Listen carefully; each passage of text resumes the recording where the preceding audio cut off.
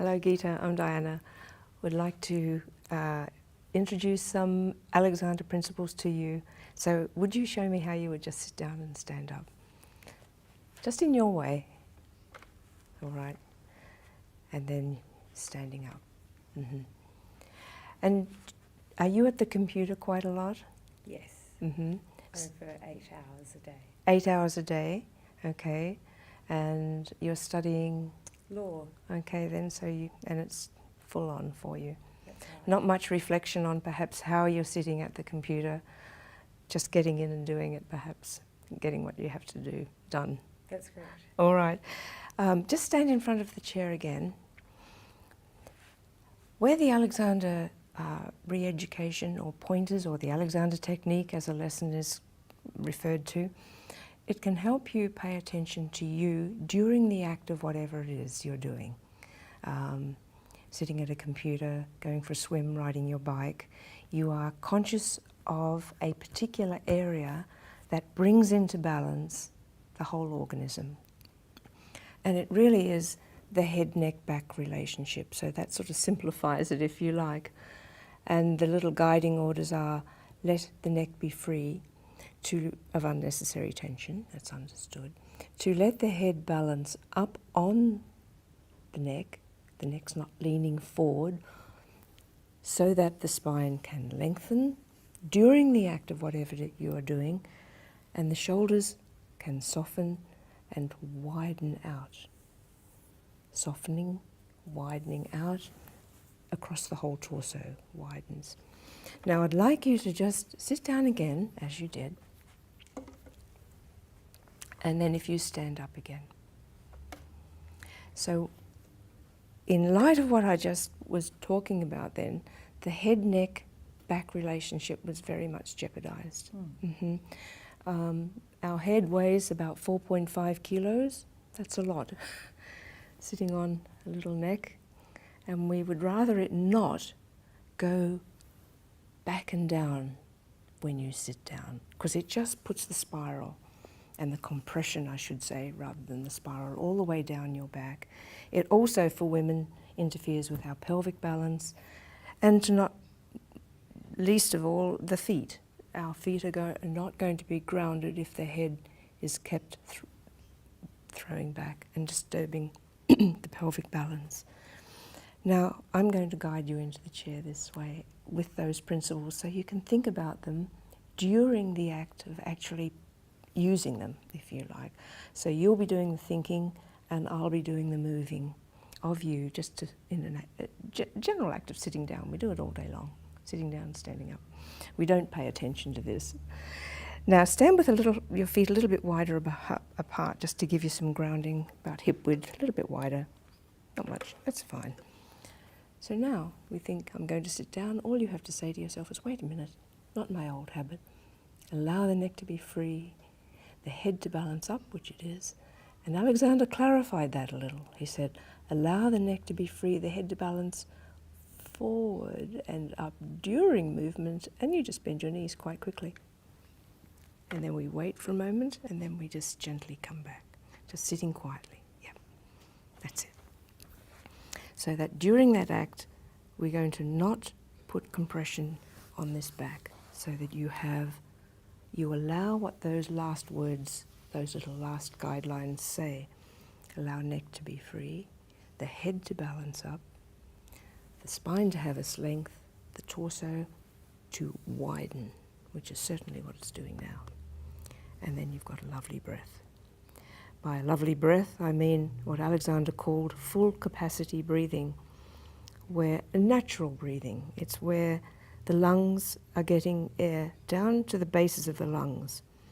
It's not just upper respiratory, panic attack type, nervous situations. We can always come back to the inhibition of Alexander's lessons, learning to stop the automatic response to a stimulus. And we have the guidelines, lovely little guidelines. Allow neck to be free, the head to balance up, which it is. Your torso's lengthening, softening and widening, all that is taking place. So why should that be disturbed? Simply because you bounce out of a chair. We just do it unconsciously. Up goes the chin, crunch goes the head, and we stand up all day long. Terrible, terrible compression unconsciously. With this work, you're not doing that, so this becomes so strong and very flexible, and you become free of a lot of harmful habits. For me to help you, or to help you get that experience, we'll just stand up. To allow now to, before we stand up, it's an idea to bring the feet underneath you just a little bit more, and then we just wait, come quiet, not getting ready to push. Because I don't want the attention to the legs. That's your stand. It's already in the brain mechanisms that you're about to stand. We don't have to do any more than that. It's there. What we do have to do is prevent the head, the habit. Allow neck to be free, head to balance. Beautiful. And then I know, watch the chin. That's going to work. A little bit of arms coming forward, but that's all right. We gently let the head float up again. Yes, yes, yes, yes. And up you go. Lovely. Strengthening, letting the back lengthen, torso to soften and widen. And widen. Beautiful. Just quiet. Yes. Nice.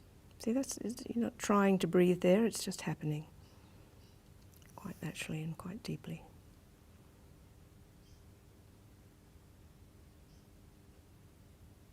That's very nice. To sit down. It's not about sitting and standing, really. It's about looking after this. Neck is free, head balancing up. Let me move you. You're going to send the knees just that way. Free neck, head balancing up. 2 seconds. That was sort of going down. I want you to think like a kite. Your head's follow there's a little guiding direction in my hands. So I want you to, like a kite, to think up, and your spine is going to be the tail of the kite floating up and not sticking. The bottom doesn't have to stick out. It's the knees that float as they just bend. But neck free, head forward, and then you just bend your knees quite quickly. That's it. And then to stand, we go no, quiet, neck free, stay back in your back, and up to go up. And then we wait. Soft legs, even if we just flash on all the areas, allowing neck to be free, head to balance up, letting the torso lengthen, soften, and widen, and widen. That's it, and wide. So you can allow your neck to be free. During the movement, I want you to come into that hinge. That's lovely, and bend the knees quite quickly. Well done, that was easier, wasn't it? Yes, lovely. Free neck. And then you stop. So it's not about, I'm not interested in the movement per se, I'm interested in where your thinking is. Letting the neck be free. I know the movement will be very much in balance if the thinking is there that links that. It's just lovely. Go to get up. No, not my old way. Yes, beautiful. It gives a flow to the whole being. Up you go. And it's effortless. You really didn't need much there at all. And to think I've not seen you before in all of this new experience is very good. Just cool. Quiet. Because it's going into the unknown when we come along for an Alexander lesson. You know, we're going away from our habit, and all of a sudden we're focusing on to this instrument. It's very important. So when you're cycling, when you're cooking, which is what you also enjoy, I believe, very important that you be very creative in how you're using your head, neck and your back. And hopefully, Alexander, this tiny little introduction will give you the real conscious awareness that yes, you can stop and say, wait a minute, that preparatory work of looking after you, just free neck, just free shoulders. When we hold the bicycle wheels, we don't have to clench, just in readiness, just enough. Neck free, shoulders free, arms free, hands just enough. And then when we do need to pull weeds out of a garden or what have you, you've got all the strength in the world because you've got a strong back as a result of letting neck be free, your head balance up. It's not a weak back because you're not compressing it when you move. To sit down, we go, wait, no, I'd like to flow up. I'm going to go up and just let the knees float. Beautiful. Free neck. And even if we were to experiment very interestingly with this atlanto-occipital joint, to look down at computers, and that's another thing that you're doing all the time, we can tend to drag the neck forward to look down, as in like that. Whereas you've got this hinge, this atlanto-occipital joint, right between the ears. If you put your index finger just below the earlobe, there's a little hollow in there. If you were to bore right through, not a particularly nice thought, but you'd meet the top vertebra of the neck, and the head, there's little condyles that the head floats on that, and that's where you can rock from to look all the way down to your keyboard and to type, and to look at your mobile phone as well if you just let that go. And yeah, so that's very viable to you, a very viable joint, without any compression on your sternum and pulling your arms down. You know, so it's allowing this lovely open chest, free neck. And then you can key. When you are at your computer, I would like to recommend that either use the back entirely, where you're resting up and against it. But if you're not using it entirely, please come away from it more than you are, that you're more to the front of the chair.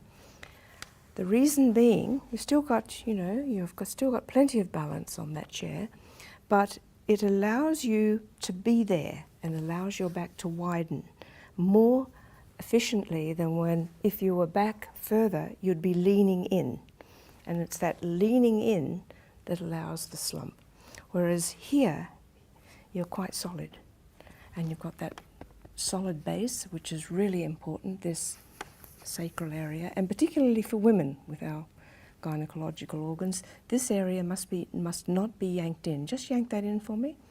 Very tight, and it's restricting the pelvis. So we want to have the pelvis beautifully balanced. What balances the pelvis is not going directly to the pelvis, but going to what's on top. And it's the head, neck, back relationship, which sits on top of the spine. And when there's a lovely flow there, the pelvis will swing into balance, and it'll be beautiful. You can bring your feet back maybe a wee bit, or wherever but that can be quite comfortable like that. Allowing neck to be free, shoulders to be free. Just let me take this arm. So no, don't give it. Quiet. Then we do both stop to just think up. Free neck, going up, and looking around. It's always very free hinge. And quiet. And when you go to move, think, wait a moment. Let the neck be free, feet underneath you a little bit more, a bit further. Then you just wait. And then stay in your back, so you've got that lovely connection with your back, and then you just flow over and you flow up. And you continue that little thought all the way up. But you're grounded on your feet there too, very solidly on Mother Earth. Because this head neck is beautiful neck, and free under here, so you're not occluding your voice box, your larynx at all. You've got that lovely and free, beautiful natural balance. And you can be flying along the beach or wherever, in the law courts, like that.